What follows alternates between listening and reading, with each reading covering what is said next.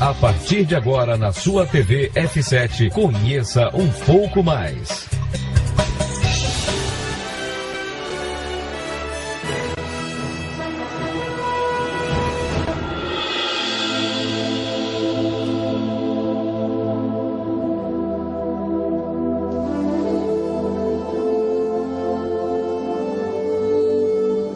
Sobre essas versões aqui, pastor. Ok, primeiro nós temos aqui várias versões e é muito importante isso. Eu faço sempre uma crítica.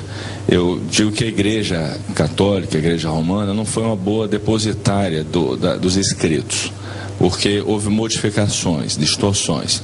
Então nós temos bons manuscritos, tanto em grego como em aramaico do Novo Testamento, aramaico e siríaco. É uma controvérsia se o original foi grego, o aramaico, na minha opinião, não foi grego, mas os dois têm argumentos. Então, a Igreja Católica, ela acabou distorcendo algumas coisas. Você pega o manuscrito grego antigo, você vai ver alguns rabiscos. O manuscrito original, seja grego ou aramaico, se completando, ali está a verdade. Então, a Bíblia não tem erros. Esse é o primeiro ponto. Que é uma coisa, não tem erros. Não existe erros. Agora, existe sim algumas traduções tendenciosas e existe sim alguns manuscritos que têm alguns erros que podem ser corrigidos por outros manuscritos. Muito bem. Então, o que é que nós devemos fazer hoje? Eu trouxe essas Bíblias porque para incentivar as pessoas a pesquisarem, aqueles que buscam a verdade. Então, além do Novo Testamento, vamos começar pelo Novo Testamento, nós chamamos Beit Hadashah, Nova Aliança. Você tem João Ferreira de Almeida, a Bíblia de Jerusalém, que também é muito boa. Aí nós temos aqui essa versão que é do aramaico, corrigida do aramaico, Sefer HaTeshuvah, Ketuvim Netzarim. Em português, e era traduzida do aramaico. Corrige alguns erros. Tem alguns erros, por exemplo, Mateus 27 cita Jeremias e na verdade o versículo é de Zacarias, é um erro, aqui é corrigido. A genealogia de Mateus e de Lucas são completamente diferentes. A de Mateus está errada, na verdade é de Maria e não de José. O nome dela não é Maria, é Miriam. Marcos 2 tem um erro, é citado Abiatar, o sumo sacerdote, na verdade ele é filho de Ameleque, e em Samuel fala que é Ameleque, corrigido pelo manuscrito aramaico. Então aqui corrige alguns erros do grego e tem um manuscrito traduzido do aramaico. Esse é um Novo Testamento do André Koraki, que ele é judeu, ele traduz do grego, mas ele dá uma versão com conhecimento judaico, considerando que Yeshua, Paulo eram judeus, então ele traz uma versão um pouco mais adaptada ao judaísmo. Aqui nós temos o Novo Testamento judaico, em português, do David Ster. É um judeu messiânico nos Estados Unidos, chegou já em português, a editora Vida. É fenomenal, eles são fenomenais. São muito bons.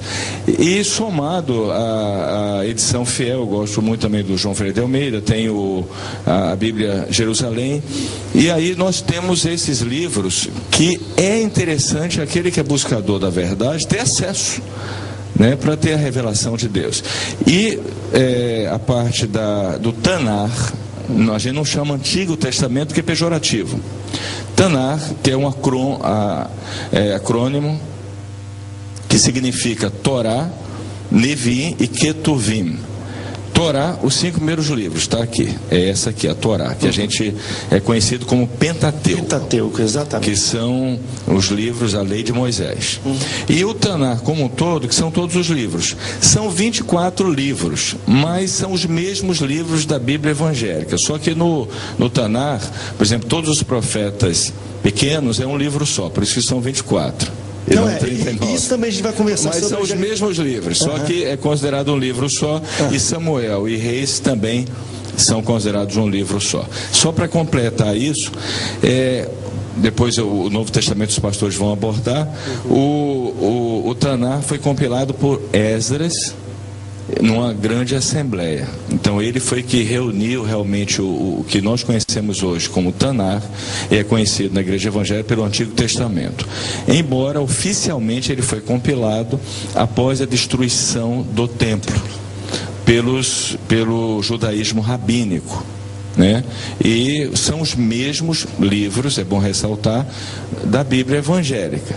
São os mesmos livros, só que são 24, porque alguns, a ordem é diferente. O que é a Bíblia? A Bíblia tem que ser livro? Tem que ser escrita para ler a Bíblia? Ou pode ser no celular? Ou pode ser num CDzinho? Ô André, você terminou o bloco falando de um assunto. Eu queria primeiro abordar isso, a questão da tradução. Eu vou ser muito sincero com vocês. Algumas traduções... Primeiro vamos colocar o lado positivo. É bom ter muitas Bíblias. E Deus, na sua sabedoria, mesmo a pessoa pegar uma tradução que não seja muito boa, o Espírito de Deus pode levar e conduzir essa pessoa à verdade. Isso é um fato. O lado positivo. Agora, há traduções que eu poderia ser até um pouco radical, são criminosas, na medida que não se respeita o que está escrito. E para mim isso é criminoso. É muito forte, mas é verdade. Então, por que se faz isso às vezes? Porque se quer impor uma doutrina a todo custo. E não se respeita a tradução literal. Eu sou a favor de traduzir na medida do possível, de forma literal. E cabe a cada pessoa receber a revelação de Deus. E quando você interpreta na tradução, você veta a possibilidade de alguém entender o que você não entendeu. Então, eu cito um exemplo, por exemplo, Apocalipse 22, se eu não me engano, 14, que é uma revelação, e Yeshua está passando, ele fala assim: aqueles que não observarem os mandamentos não terão direito à árvore da vida e não entrarão na cidade pelas portas. Em todos os manuscritos está escrito dessa forma. Aí o tradutor vem e ele fica num dilema, porque ele tem aquela doutrina que a lei acabou totalmente, que agora é só a graça. Obviamente a salvação é pela graça, isso é um fato. Mas a salvação não anula a lei. Isso é uma doutrina romana, de Agostinho, que perdurou através de outros teólogos. Aí eles veem esse versículo e colocam: aquele que não é lavado pelo sangue nas vestes do cordeiro. Não existe isso em nenhum manuscrito. É claro que a mensagem é para os salvos, aqueles que já foram lavados. Mas o versículo não tem isso. Então, para mim, eu considero isso crime. Sabe? Porque está impondo uma doutrina e tirando do manuscrito o sentido original. Se foi dito que é observar os mandamentos, não tira isso. E deixa as pessoas entenderem que a salvação é pela graça, mas que a lei é o referencial, o que é certo do que é errado. Um comentário rápido, passar. A questão é o seguinte: às vezes, por exemplo, você fala em hebraico, quando você encontra uma pessoa, você fala: como está a tua paz? Aí você fala: minha paz é boa. Você não vai traduzir isso para o português dessa forma. Embora, se você traduzisse, aí tem uma mensagem. Aí é que está, você tirar de uma língua para outra. Porque o que você está dizendo? Como está a tua shalom? Em outras palavras, como está teu relacionamento com o Eterno? Que a shalom vem de Deus. Você entende? Então, o tradutor, ele tem que ter duas coisas. Primeiro, honestidade. Segunda, temor a Deus. E a terceira coisa, ele tem que compreender a língua, e a tradição, e a cultura, para que ele possa, então, trazer uma tradução para a língua portuguesa, ou para o inglês, ou para o espanhol, mais fidedigna. Agora, se ele é tendencioso, se ele não conhece a cultura judaica, se ele vai traduzir um texto judaico, não conhece a cultura judaica, e ele é uma pessoa que não tem muita revelação e temor a Deus, aí a tradução se torna... Com relação também à Torá, ela, quando envelhece, ela é enterrada, ou seja, para que não haja nem a possibilidade de ser deturpado uma letra. E é traduzido letra por letra, e no hebraico tem uma facilidade, porque cada letra representa um número. Você pode também fazer cálculos e saber se está correto. Então, isso, de fato, com relação aos manuscritos, foram preservados sim. O que nós vamos questionar, e vamos estar sempre questionando, é a tradução do fulano, do ciclano, da tendenciosidade. Como ela chega até nós hoje. Como chega até nós. Vamos falar sobre as pessoas que escreveram. Se a gente puder, claro, esclarecer ou dizer alguma coisa, como é que foi mais ou menos para essas situações diferentes que a gente falou? Uns estavam viajando, outros estavam presos, outros estavam em exílio, outros estavam, né? E como é que foi essa escrita deles? André, existem três circunstâncias. Alguns não estavam psicografando, mas alguns estavam tendo experiências espirituais sobrenaturais. As Ezequiel, João, enfim. E descrever essas experiências. Outros estavam descrevendo fatos.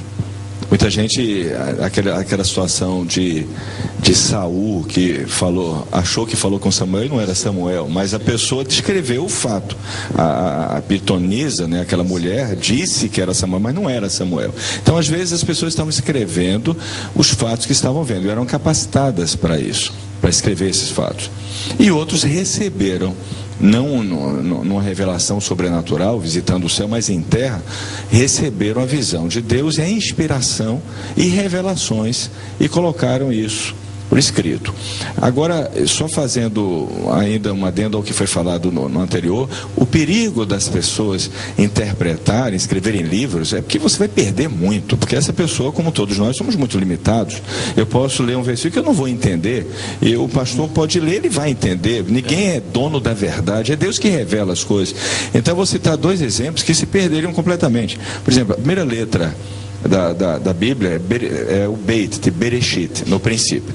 A última letra da Torá é Lamed, de Israel. Se você junta essas 2 letras, forma a palavra Lev, coração. Aí você vai lá e Yeshua falou, olha, você tem que entender que você tem que seguir a lei por amor. Você tem que amar. O que Yeshua quis dizer? Você segue a lei porque você ama o Eterno. Aí você vai lá para Salomão diz, o princípio da sabedoria é o temor a Deus. O começo da sabedoria. Porque quando você conhece a Deus, você vai querer obedecer não só por temor, mas por amor. Aí você vai lá em Hebreus e diz assim, que a Torá, ela foi colocada, internalizada no nosso coração e na nossa mente, que a nova aliança faz com que a Torá venha habitar no coração e na mente, Hebreus 8. Aí nós completamos o ciclo. Uma coisa não anula a outra, mas planifica. Então, na medida que eu tenho o testemunho de Yeshua, a Torá é colocada dentro do meu coração. Um outro exemplo, fala que a palavra de Deus é ativa, ela divide a alma de espírito, juntas de medulas. Aí você fala, não, isso aí é uma alegoria. Não é alegoria. Você não entendeu? Deixa alguém entender. Primeiro, não é uma espada, é um facão. E se você observar no original, é uma faca curva, que se faz cirurgia. Então, o que ele quer dizer é que a palavra de Deus, ela consegue separar a alma e o espírito e as juntas de medulas. O que separa uma junta de uma medula? Uma célula. E o que tem dentro de uma célula? Informação, palavra. Então, quem está falando, está sabendo o que está falando. Se você não entendeu, deixa do jeito que ele falou e alguém vai compreender. Então, por isso, eu acho muito perigoso a pessoa querer traduzir tudo. O que acontecia? Constantino, ele era mitraísta. Exato. Era a religião predominante em Roma. Inevitavelmente, assim, ele misturou, ele fez algumas misturas. Você pega o manuscrito mais antigo do grego, tem rabiscos, ou seja, tentativa de adulteração. Então, isso tem que ser questionado. Agora, quanto aos livros, realmente, a parte hebraica foi feita por Esdras, né, e a grande assembleia, então não teve nada a ver. E a igreja católica, a igreja romana, foi responsável pelo que é conhecido como... Teve um tempo que houve sim perseguição de versões ou de traduções da Bíblia, e já juntando com aquele versículo dele que falou, era tudo em latim, não sei o que, isso era para conservar. Claro, e a gente falou, o latim já é uma tradução, né? Mas como é que vocês vê isso? Porque teve um tempo que a pessoa que mandou aqui falou que eles perseguiam traduções da Bíblia, ou não, historicamente era todo mundo que tinha Bíblia para não ter acesso e não ter uma mente crítica. Até o termo igreja primitiva é pejorativo. Foi criado pela igreja romana. Primitiva, porque rudimentar, infantil. Roma se deu ao direito de mudar as próprias escrituras. Roma diz que a Bíblia é filha dela. Logo, ela tem mais autoridade do que a Bíblia. Isso aí tem que fazer um debate só sobre isso. É complicado. Porque Constantino realmente tinha outros interesses. Ele queria agradar. Eu não pensar nisso, mas quando a Bíblia vinha sendo até compilada no início dela, reis ou papas tentavam. Agora, isso deixo claro.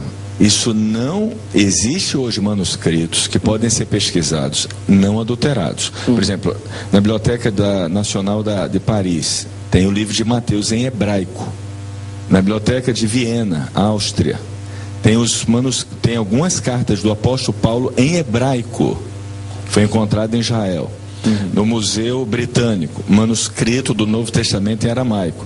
Existem fontes, além do grego, existem outras fontes. Então, a Bíblia não está errada. É bom deixar sempre claro isso, porque tem aquelas pessoas que querem desacreditar a Bíblia. Aproveitam isso, Nós né? temos que corrigir os erros dos tradutores e as distorções vindas dos interesses de Constantino da Igreja Romana. Se procurar na Bíblia e ler e pedir para Deus, vai conseguir achar a resposta, porque ela fala sobre todos os assuntos.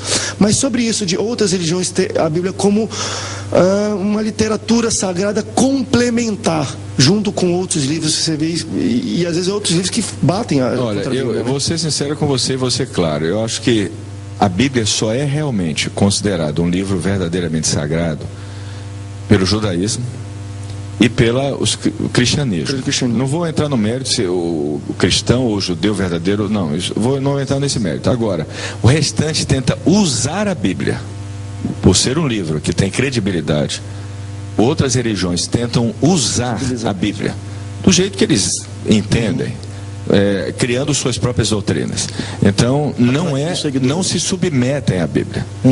Tentam usá-la como um trunfo, como uma forma de ter mais credibilidade. Uma coisa é usar, outra coisa é se submeter à palavra. Não, isso foi forte. Obrigado pela sua presença aí. Uma frase só: tempo de voltar, de restaurar. Restauração tem compromisso com o que é original. É mais profundo que a reforma.